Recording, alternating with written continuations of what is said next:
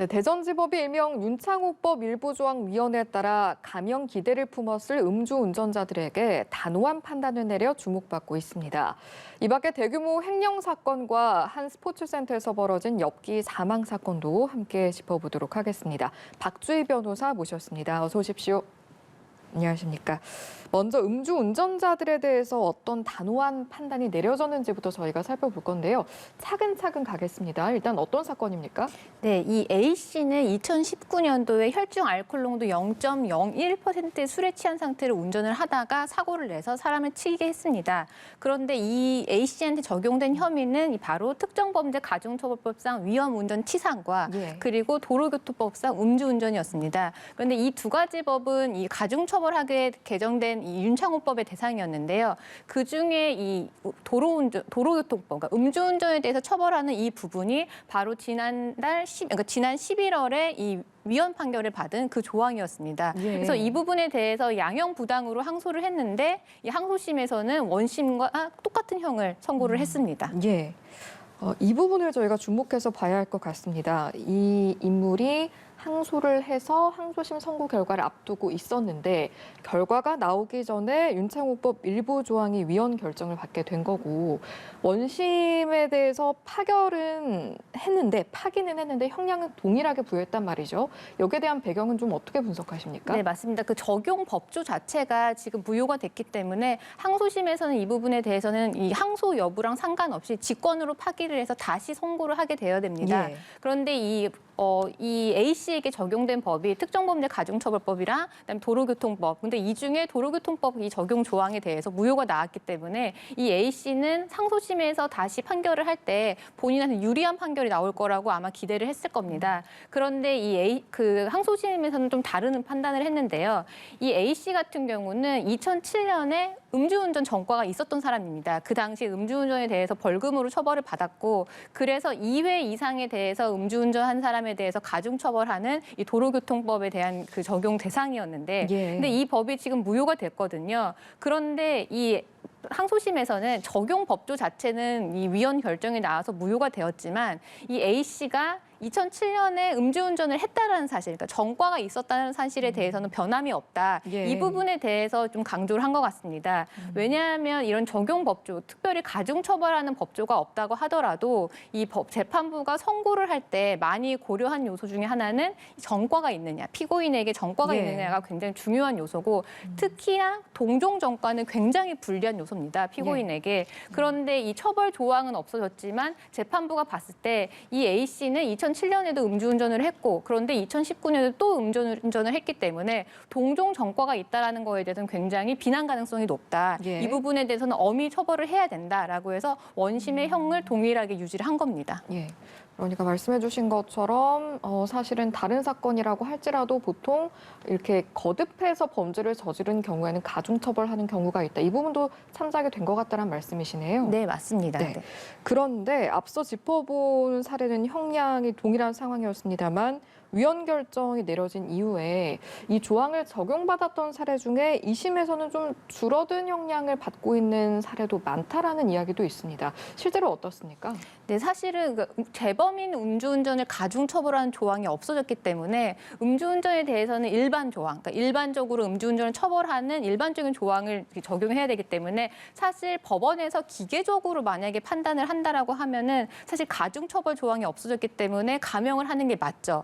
그래서 지금 무더기 재심이라든지 무더기 항소심이 지금 제기가 되고 있는 건데 그런데 조금 우려해야 될 부분 자체가 이렇게 기계적으로 판단을 해서 양형을 한다라는 거에 대해서는 국민들한테 좀 잘못된 사인을 줄 수가 있어요. 왜냐하면 이 헌법재판소에서 이 가중처벌하는 조항에 대해서 위헌 결정을 하면서 이 가중처벌에 대해서 이게 문제가 있는 것보다는 이 행위라든지 기간이라든지 이런 부분을 전혀 고려하지 않고 일률적으로 가중처벌하는 게 이게 부당하다. 이런 취지로 사실은 이 위헌 결정을 한 거거든요. 그런데 이거에 대해서 무분별하게 그냥 판단을 해버리면은 이 국민들이 봤을 때는 음주운전에 대한 경각심이 굉장히 낮아질 수밖에 없는 상황입니다. 그래서 지금 이번에 있었던 이 항소심 판결이 굉장히 어떻게 보면 의미 있는 판결인데 가중처벌 조항이 없어졌다고 하더라도 이 피고인이 재범을 했고 특히 동종전과를 재범을 했다라는 거에 대해서는 굉장히 양형에서 가중 요소로 작용할 수가 있는 부분이라서 예. 이런 걸 좀 실질적인 형평성이라든지 실질적인 죄질이라든지 이런 부분을 좀 고려를 해서 판단을 해야 되는데 아직까지는 이게 좀 기계적인 판단이 좀 많은 것 같습니다. 예, 저희가 이야기가 나온 김에 좀 정확하게 짚고 넘어가면 좋을 것 같아서요. 위헌 결정을 받은 조항이 정확히 어떤 내용을 담고 있는 겁니까? 그 음주운전을 2회 이상 한 사람의 경우에는 그냥 한 번 한 사람보다는 가중 처벌하도록 되어 있었던 거거든요. 예. 근데 그 조항에 대해서 이 2회 이상이라는 게 기간도 상관이 없고 이게 몇 번을 했는지도 상관이 없이 가중 처벌하는 건 부당하다. 이런 취지로 헌법재판소에서 이 위헌 결정을 했기 때문에 2회를 했던 3회를 했던 재범을 했던 사람이 음주운전을 하더라도 그냥 일반적인 음주운전 조항으로 지금 처벌되게 될 수밖에 없는 상황이라서 지금 항소를 하는 경우에는 가중 처벌 조항이 없어지고 일반 조항을 지금 적용해야 되는 상황이니까 기계적으로 적용했을 때는 사실은 감형이 될 수밖에 없는 상황이긴 하죠. 네. 예. 그렇기 때문에 또 이번에 대전지법에서 내린 판결 어떤 기계적인 것보다는 어떤 말씀하신 내용들을 감안해서 내린 판결이 좀 의미가 있지 않나 싶은 생각이 듭니다. 첫 번째 다뤄본 사건이었고요. 두 번째로 넘어가 보겠습니다. 임플란트 업체 오스템 임플란트의 횡령 사건인데 일단은 횡령한 어떤 금액의 규모가 굉장히 상당합니다. 어떤 사건입니까? 네, 이게 횡령 금액이 무려 1,880억 원인데요. 그런데 이 피해자는 바로 오스텔 임플란트의 재무팀장을 맡고 있던 사람입니다. 그런데 이 사건이 조금 이례적인 게 보통의 이런 횡령 사건과는 조금 이 범행 방법이 조금 다른 양상을 띠고 있습니다. 보통 이 회사에서 이루어지는 이 횡령이라는 거는 뭐 가짜 거래처를 만들거나 해서 조금씩 자금을 인출해서 오랜 기간에 걸쳐서 이루어지는 게 보통의 횡령인데 이 사건 같은 경우는 이 1,880억 원이라는 이 막대한 금액이 작년 2021년에 이루어진 것으로 추정이 되거든요. 왜냐하면 2020년 말에 이루어진 회계감사 때는 아무 이상이 없었다라고 하거든요. 그럼 짧은 시간 안에 1년 안에 지금 1,880억 원이라는 이 어마어마한 돈이 지금 횡령이 되었는데 지금 알려진 방법으로는 이 재무팀장이기 때문에 회사의 입출금이라든지 이런 부분을 담당을 하고 있어서 그 잔액증명서라든지 아니면 입출금 확인서 이런 부분을 위조를 해서 회사 측에는 정상적으로 이제 계좌가 운영되고 있는 것처럼 이렇게 속인 것으로 알려졌습니다. 그렇군요. 이게 말씀하신 것처럼 짧은 시간 안에 또 금액 규모가 워낙 큽니다. 그러다 보니까 이게 단독으로 범행한 게 맞느냐라는 이제 공범이 있지 않느냐 이런 의견도 있고 단독 범행으로 보인다. 업계에서도 의견이 갈리고 있습니다. 변호사께서는 좀 어떻게 판단하시는지요? 네, 이게 만약에 단독 범행이라고 하면 더 큰 충격일 수밖에 없는데 이 피해자가 지금 말씀드린 것처럼 재무팀장이거든요. 재무팀장이라고 하면 이제 회사의 계좌라든지 이제 접근 가능성이 높기는 하지만 이 상장 회사인데 상장 회사에서 이 회사의 계좌를 관리하거나 들여다볼 수 있는 사람이 과연 재무팀장 한 명이었을까 이런 부분이 좀 의심이 남는 거죠. 아무리 잔액증명서라든지 입출금 내역을 위조했다고 하더라도 여러 사람이 들여다보고 있으면 사실 그게 들통이 날 수밖에 없는데 지금 그게 나오지 않다라는 거고요. 또 이 회사의 규모에 보면 지금 또 방금도 말씀드렸지만 이게 상장 회사거든요. 이런 회사의 경우에는 자금 인출을 하는 절차가 굉장히 까다롭게 되어 있습니다.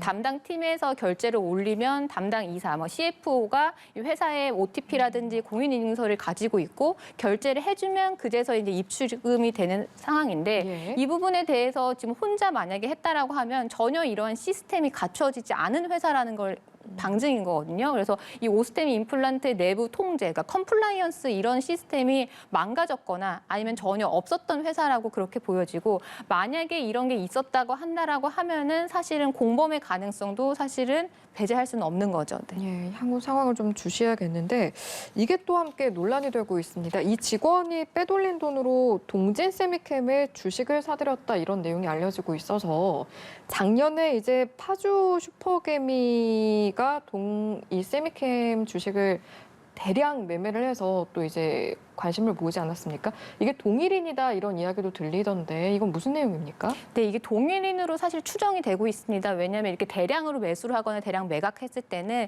이 상장 기업 같은 경우는 기업 공시를 해야 하거든요. 근데 이 기업 공시에 등장하는 이 슈퍼 개미의 인적사항, 그러니까 뭐 주소라든지 생년월일이라는 이름이 지금 이 재무팀장 A 씨와 일치를 합니다. 그래서 사실상 동일 인물로 추정이 되는데 예. 이 A 씨는 회사에서 이 횡령한 1,880억 원이라는 자금을 가지고 지난해 10월 이 동진 세미캠의 주식을 1,440억 원 사들였습니다. 그래서 이제 공시가 되었던 거고요. 그런데 11월에 한 2,300억 손해를 봐서 1,100억 원에 이거를 매각을 합니다. 그래서 이게 좀 더 충격적인 이유가 이렇게 다른 회사의 이 공시에 전자 공시에 뜰 정도로 대규모의 주식이 거래가 되었는데 예. 이거를 당사자인 오스탄 임플란트가 이거를 본인들이 이거는 인지를 하지 못했다라는 거는 굉장히 이거는 내부 통제라든지 기업의 이런 주식 관리라든지 굉장히 부실했다 이런 방증이라고 할 수가 있습니다. 예. 일단은 거래소에서는 조사 내용을 확인해 줄 수 없다라고 하긴 했는데 이제 저희가 다룬 내용처럼 동일인이다라고 추정하는 기사들이 지금 많이 나오고 있는 상황입니다. 상장 회사다라고 말씀을 해주셨습니다. 사실은 무엇보다 주주들이 굉장히 충격적인 상황일 것 같은데 당장 자금 회수는 가능한 겁니까? 지금 사실은 이 횡령 금액 자체가 오스텐 임플란트 회사의 자기 자본의 92%가 넘는 금액입니다. 굉장히 어마어마한 금액인데 그래서 지금 일각에서는 상장 폐지도 논의해야 되는 거 아니냐 이런 예. 얘기가 나와 있는데 그래서 이러한 상황에서 횡령 금액이 회수가 안 되는 경우에는 사실은 이걸 재무제표상 전액 손실로 반영을 해야 되는데 그럼 사실상 회사 자체가 부도날 수 있는 상황이긴 하거든요. 예. 그래서 어느 때보다도 이제 주주 보호를 위해서 이 자금 회수가 다시 그 하루빨리 자금 회수를 해야 되는데 예. 지금 오스텐 임플란트 측에서는 이 직원을 고소를 했다라고 하고 계좌 동결도 하겠다라는 입장이에요. 그래서 뭐 계좌 동결이 된다라고 하면 이 직원의 계좌에 남아 있는 주식이라든지 아니면 다른 잔액 같은 거는 이제 회수가 가능한데 예. 만약에라도 이 직원이 그 사이에 이걸 현금화를 해서 뭐 탕진했다거나 아니면 다른 데 빼돌렸다거나 했을 때는 사실상 회수가 어려울 수도 있습니다. 예. 그 상장 적격성 실질심사 대상 여부도 지금 거래소에서 결정을 할 텐데 이건 언제 결정이 되는 겁니까? 이거는 이 내부적으로 좀 검토를 좀 거쳐야 되는데 일단 지금 어느 정도 피해액이 있는 건지 회수가 가능성이 얼마인지 주주들이 어느 정도 이 주식을 확보하고 있는지 이런 부분을 지금 증권거래소에서 이걸 한번 살펴보고 이거에 대한 위원회도 한번 걸칩니다. 그래서 예. 사실은 이 실질심사 자체가 또 꽤나 오랜 기간 동안 걸릴 것 같아서 만약에 이 오스템 임플란트의 주식을 갖고 있는 주주들 입장에서는 굉장히 좀 예. 불안할 수밖에 없는 상황입니다. 그렇겠네요. 일단 최대한 피해가 좀 최소화되는 방향으로 해결이 됐으면 하는 바람입니다. 마지막 사건도 함께 살펴보시죠. 서울의 한 어린이 스포츠센터에서 끔찍한 살해 사건이 발생해서 지금 관심을 모으고 있습니다. 당시 어떤 일이 있었던 겁니까? 네, 굉장히 충격적인 사건인데요. 작년 12월 30일에 벌어진 사건인데요. 서대문구에서 이제 어린이 스포츠센터를 운영하던 40대가 이제 본인과 함께 일하던 20대 직원을 이제 살해한 사건인데요. 사건 당일에 이제 그 스포츠센터 직원들끼리 회식이 있었다라고 해요. 예. 다 같이 이제 회식을 있었고 다른 직원들은 모두 돌아가고 이 대표와 이 피해자 둘만이 남아 있었는데 그 다음 날 이 대표가 119에 신고를 합니다. 이 직원이 숨을 쉬지 않는다라고 신고를 했는데 예. 사실은 직원을 사망케 한 거는 다름이 아닌 대표 본인이었습니다. 예. 대표는 경찰 조사에서는 처음에 부인을 했습니다. 나는 이런 범죄를 저지른 적이 없다 부인을 했다가 예. 조사가 계속이 되면서 이제 밝혀지는 거는 음주운전을 이제 직원이 하려고 했는데 본인은 말리려고 했다. 말리다가 싸움이 났고 예. 그러다 때렸는데 때리긴 했지만 죽을 줄은 몰랐다. 나는 이렇게 죽일 생각이 없었다. 이렇게 부인을 했습니다. 예.